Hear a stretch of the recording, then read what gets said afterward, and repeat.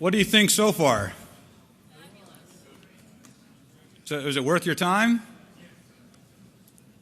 So I know some of you are getting an introduction to cyber, while other of you are deep into it.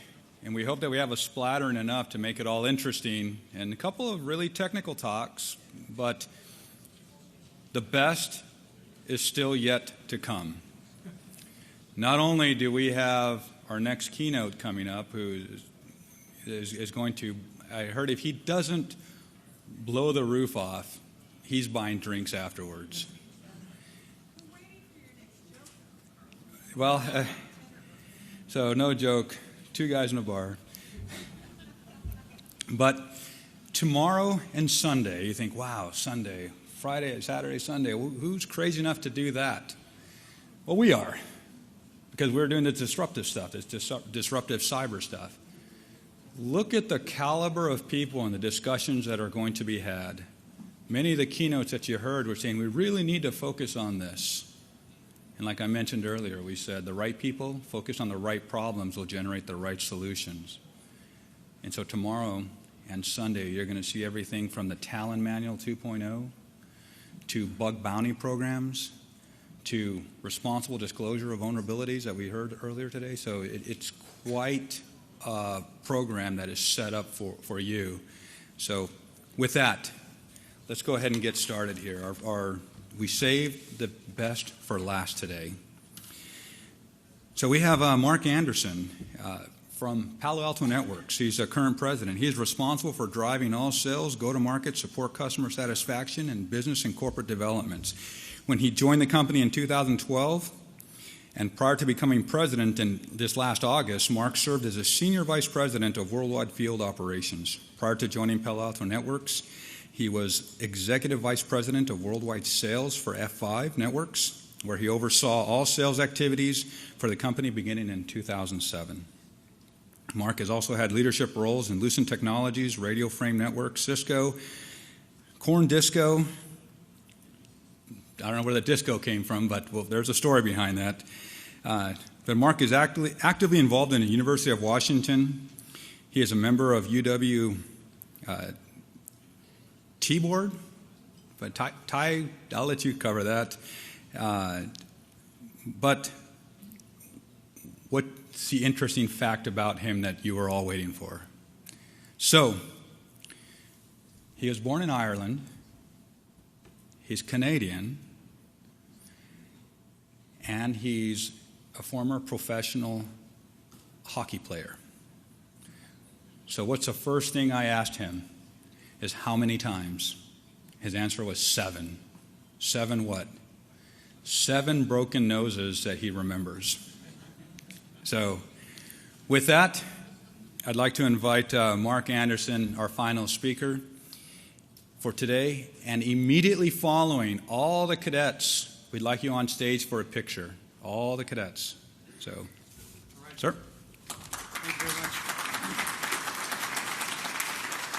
Well, good afternoon, and thank you very much for staying for a Friday afternoon to listen to me talk. I don't often talk about my hockey past. Obviously, I was a better punch receiver than a punch giver in hockey, but I really feel privileged to be here, especially being around the cadets, the folks at the ACI. Growing up in Canada, we don't have as rich a military, certainly as broad a military tradition as you have here in the U.S. I went through my whole life until I met my wife 30 years ago, before I met anybody that had a family member that was in the military, and I just get very humbled being around people that have given their lives for our country, and I try to go out of my way to thank them for their service, because without the work that many of you here in the room do, none of us would be able to do what we do either in academia or in the private sector. So as the president of Palo Alto Networks, I get a chance really over the last four or 5 years to travel around and visit customers, visit governments, talk at the policy level, and I thought I'd share with you some of the experiences I've had, because we're living in a very interesting time right now, and the digital age that we live in requires a level of trust that I don't think our industry has done a very good job helping to maintain. I want to talk about some ideas of the things that we can do together with private industry, with the government sector, and it's a big part of the platform that I have now for the company.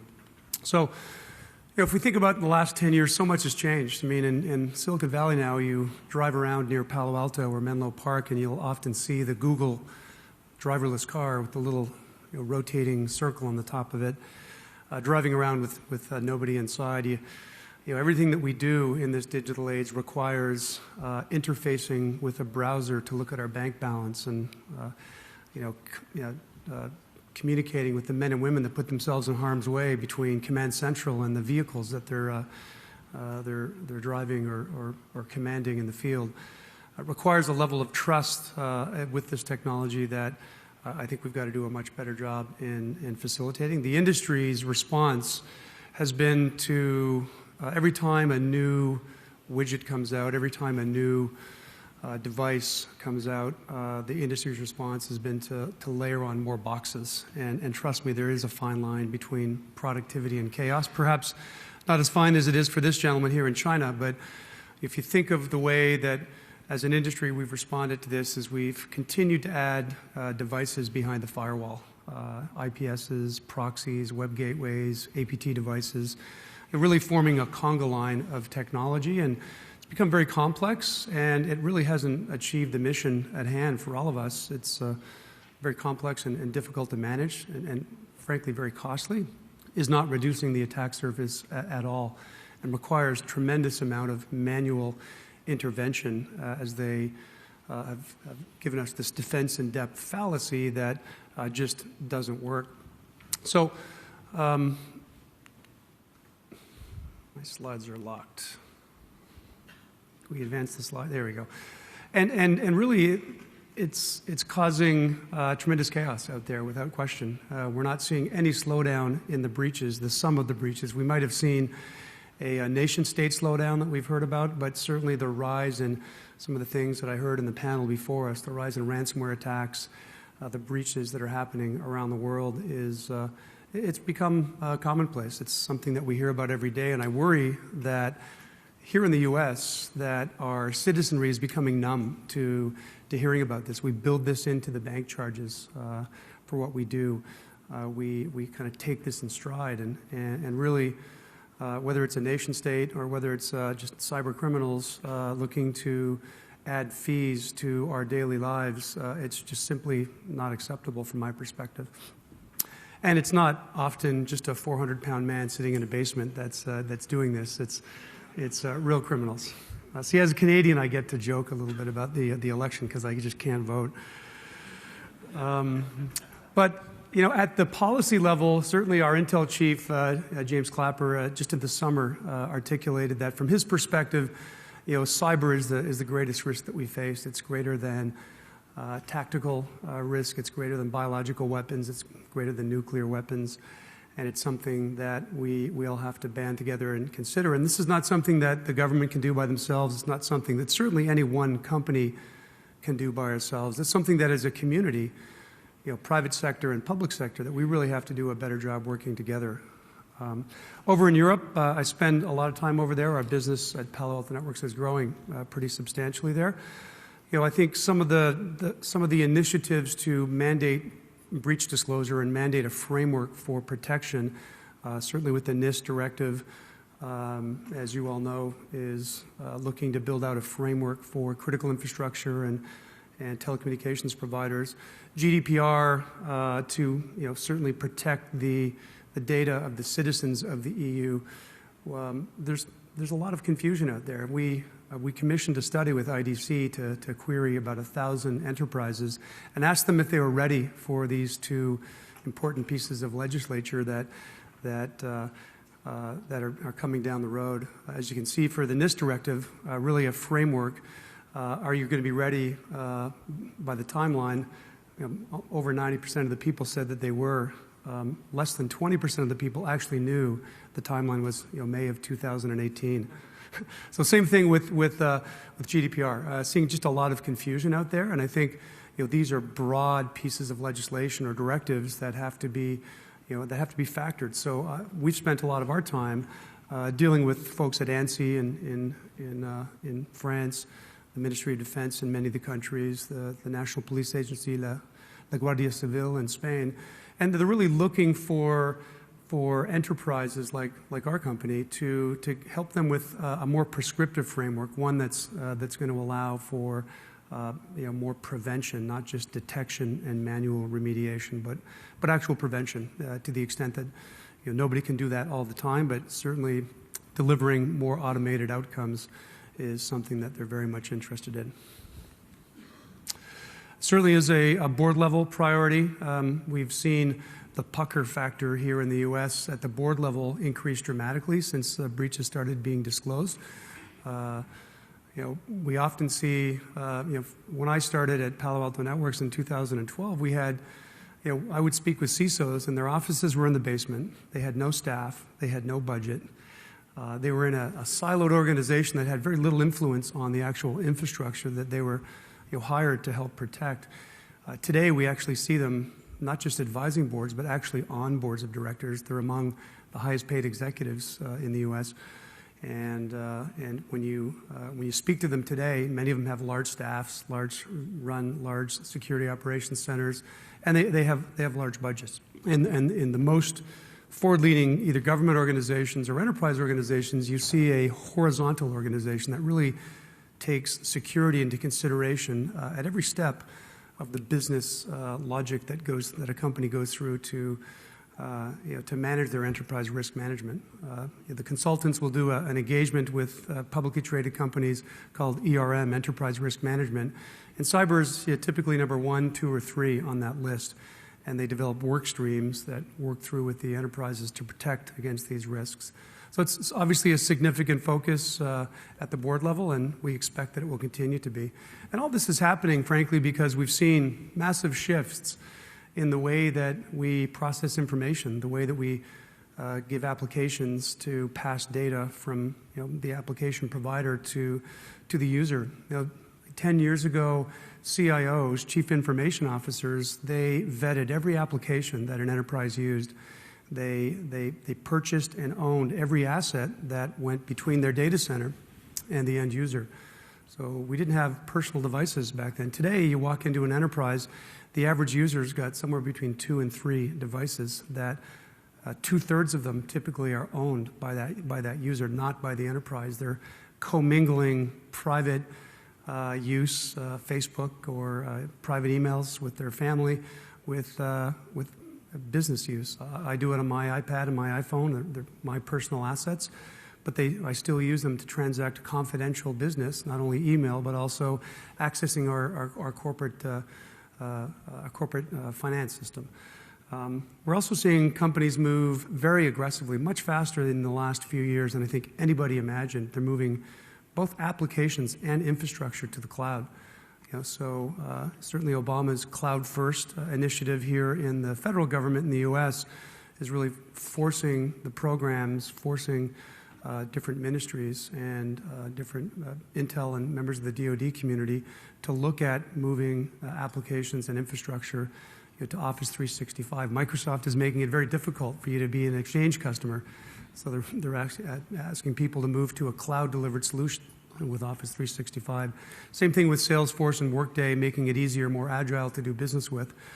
We're also seeing a dramatic rise in the Internet of Things. You may have read about Brian Krebs' website on security. It was the recipient of the largest ever IoT volumetric DDoS attack recently.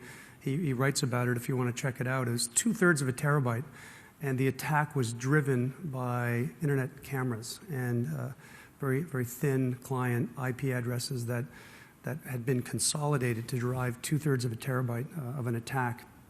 And we're also seeing physical infrastructure being replaced with virtualized infrastructure or software-based infrastructure. So here in the U.S. at the DoD, we had the honor of participating in the WIN-T program, Next Generation Warfighter, where we replaced a 40-pound cage that sit in the back of Humvees or tanks. Again, men and women get in the way of harm driving these vehicles all around the world. There's close to 10,000 of them.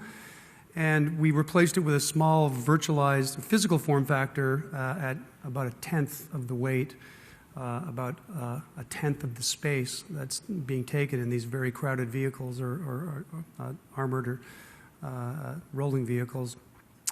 And the gentleman that runs the program, really made the point where he's able to connect what we're doing with saving lives. So he grabbed my forearm and looked me straight in the eyes. And I usually don't get afraid when guys confront me, but I was shivering when he told me, just don't F it up. And so we haven't, thankfully. But being able to work in this industry where the outcomes that we're driving are as important as they are. I've been working in private enterprise for close to 30 years now, and it's always fun to have the best widget to be able to build a business upon. But when you can do that and also do something that really delivers the greater good, whether you're selling to a private sector company that's been breached or a public program that's been breached as part of the do different architecture, I think we all realize that we're privileged to be able to do this.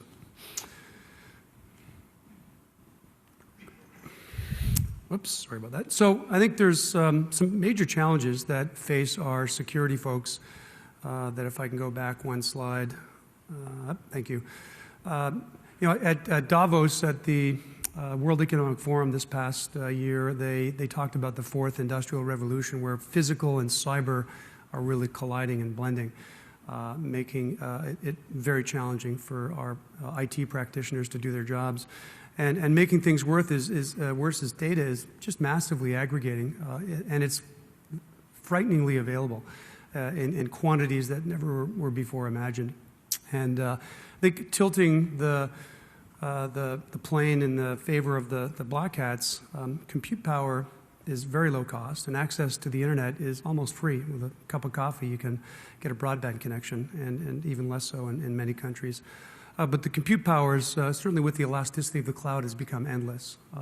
So it really gives our practitioners, either in government or in the enterprise space, significant things to worry about. And this is something that I believe we can't be very short-term minded, as our industry tends to be. We've got to really think about this in the long run. And it's been a privilege to watch the Obama administration recently really extend the hand out to private enterprise to really force us to work together as an industry, whether it's private sector or the public sector, to solve these problems. And it's going to be something that plays out over a very long time. And in doing so, innovation certainly matters. Sorry about this. Innovation certainly matters. It's not one company that's going to solve these problems. It's going to be the industry coming together to really leverage some of the things that we can do, again, within the private and the public sectors. And so I think if we think about the challenge here, it absolutely is a math problem, and I'll go into some detail.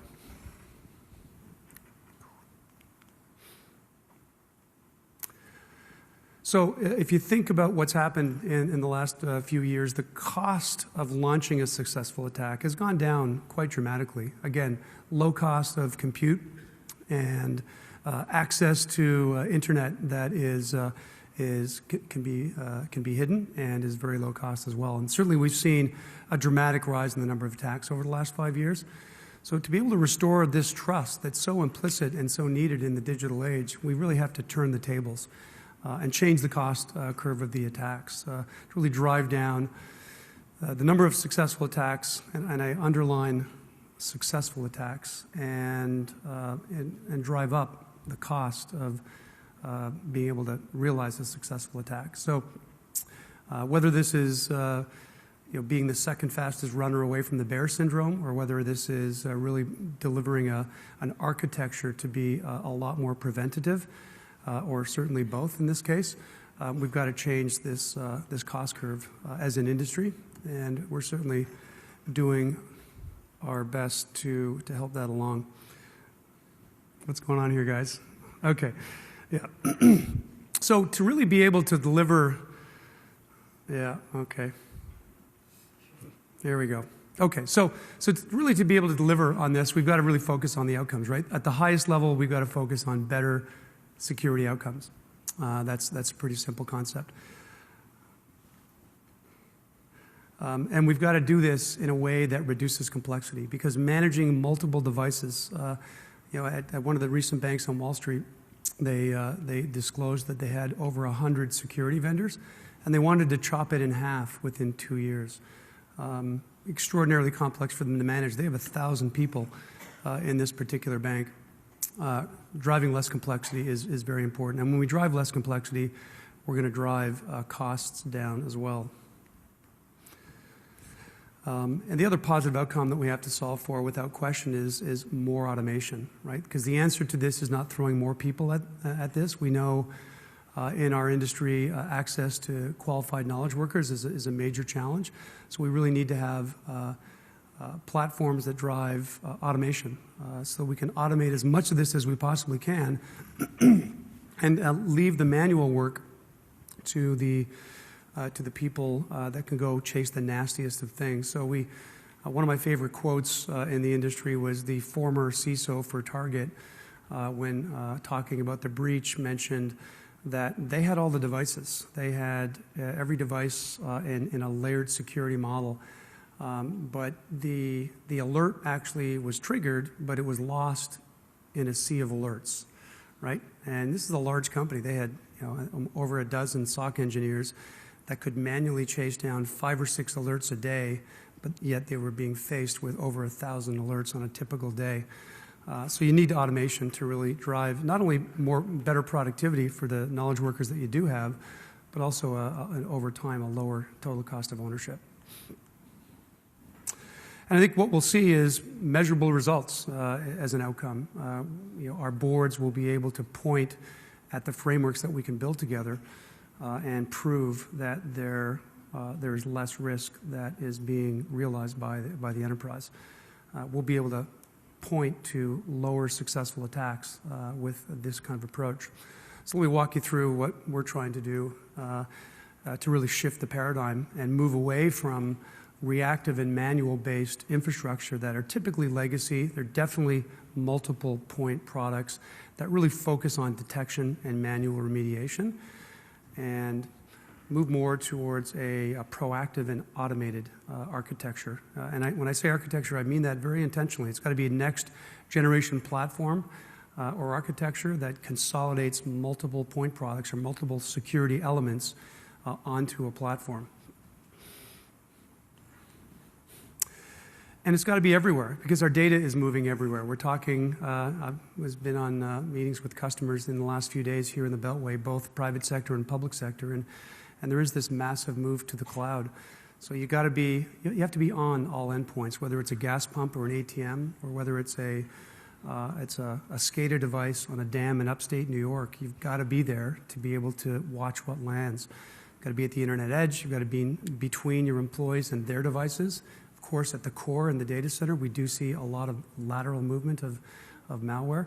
And then certainly you've got to be able to do more than just manage the ingress and the egress between your data to and from these cloud instances, whether it's a SaaS provider or whether it's AWS or Microsoft or Google Cloud. You've got to be consistent.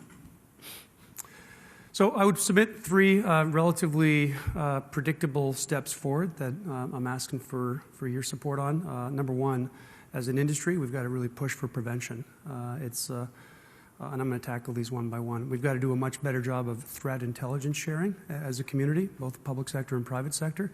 And without question, the biggest complaint I hear is we need to do a way better job on educating our knowledge workers, not only the normal constituents that might be clicking those phishing attempts, but we need to provide more subject matter experts for security to our industry, because there's over 220,000 open cyber jobs today in the U.S. That we can't fill today. And I'm not going to name country names, but there's countries out there that are cranking up more than 100 times the engineers every single day than we are here in the U.S. So it's a major challenge. So let me talk a little bit about preventative architectures. I think you need to have something that works together in a platform, something that when an anomalous either user behavior or application behavior comes across any of the sensors, it gets extracted up into a threat intelligence cloud that sandboxes and very quickly turns unknown threats into threats. This has got to be something that may land on an endpoint or something that you might see anywhere in the network side of things. Secondly, I think you need a platform that automatically shares the known threats, not only with what you're seeing in your own threat intelligence cloud, but sharing with the ISAC community, the FS-ISAC in particular, or sharing with non-commercial threat sharing organizations like I'll talk about. And then finally, when you leverage all this information, you've got to be able to reprogram your network and your endpoint technologies so that we can now prevent what was a zero-day attack maybe as little as 5 minutes ago for patient zero. For every other one of the users in this network, you can actually turn that into a prevention mechanism. But to do this, you really need an architecture.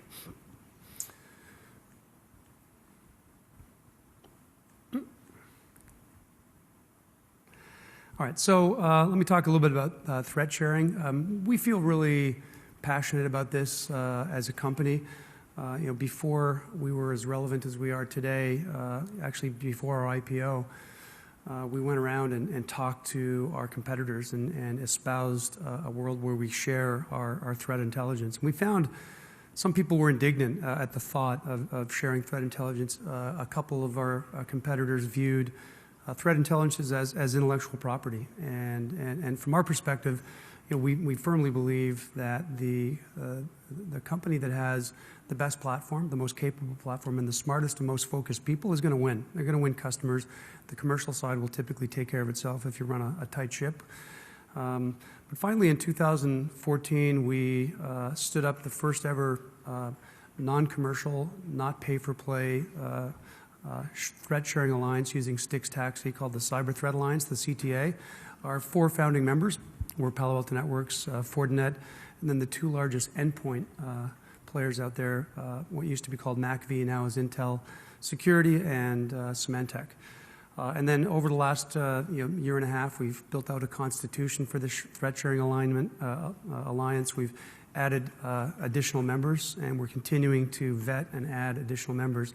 The buy-in is quite simple. You need to be able to contribute 1,000 unique pieces of malware every single day, and you can't just do this for marketing purposes. It's got to be the baddest, the ugliest ones that you're seeing so that we can, again, share this threat intelligence to be able to drive better tuning and better signatures for our own customers, our extended customers.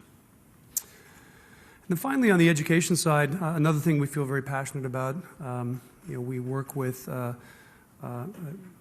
First Ladies joining forces. We also work with the California-based Work for Warriors, where they're both really trying to put the men and women in our intel communities or the men and women that are coming out of the service into a work environment. In Work for Warriors, I've been personally involved in this. We actually are training the people that are coming out of the service on what it's a 13-week course. It's companies like ours, Facebook, Google, Apple, so big technology companies in Silicon Valley that are working really hard to find, high-quality people. And boy, a lot of these patriots that are coming out of our service have got incredible knowledge, and we really want to put them to work. But we got to teach them how to work in an enterprise environment. So things like what to wear, flip-flops are optional in California. But really, just give them the basic details, and then at the end of the 13-week program, we guarantee them an interview at each one of the participating companies. And we also feel it's important to train the security subject matter expert practitioners. It's, again, the single biggest complaint that I get. They can't find people to really operate this infrastructure. So we stood up the Palo Alto Networks Academy a few years ago, and today we have over 130 universities or polytechnics. We've donated equipment, we've donated a curriculum, we train the trainer. And it is a basic cyber course. They're using our user interface to teach the class. But again, it's courses that are coming out of University of North Carolina, a lot of large institutions here in the U.S. and really around the world, across Europe and Asia and Japan as well. Our goal is to do this well beyond 1,000 institutions. We don't think we can do this fast enough or at a big enough scale. And I also don't think we can start early enough, right? We also sponsor the Tech Museum in San Jose, where we take busloads of preschoolers and elementary age school kids and really teach them about the basics of cyber hygiene in a fun and friendly environment. That's the picture that you see in the background here, where you get to learn about basic things that we think will resonate. I know in some states they're trying to push the computer science curriculum into high school. I know they're doing it in some countries that I've traveled to abroad. We've got to do a better job of training our kids to be able to be prepared for the world that we already live in. And it's something I think I'm asking for help from really everybody that I talk to. So just as a quick reminder here as I wrap up, please, if you're part of the government, if you're part of the industry, help us drive a lot more automation and be able to push for prevention. Force your vendors, if you're a customer, challenge your companies, if you're a vendor, to participate in threat intelligence sharing. There's no more noble mission in what we do. And then do the very best that you can do to help crank out more knowledge workers that are capable of walking into a job and being effective. These are, I think, basic things, but I think we got to start with the basics before we can get to the more specific and detailed stuff. But really appreciate your time. Thank you very much for staying on a Friday afternoon, and I look forward to meeting you. Cheers. Yeah.